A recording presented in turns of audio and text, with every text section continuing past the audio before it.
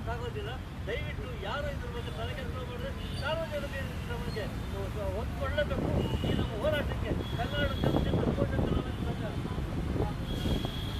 ಎಲ್ಲ ಬಂದಿದ್ದಾರೆ. ಎಲ್ಲರಿಗೂ ನಾವು ತುಂಬ ಗೊತ್ತಿದೆ.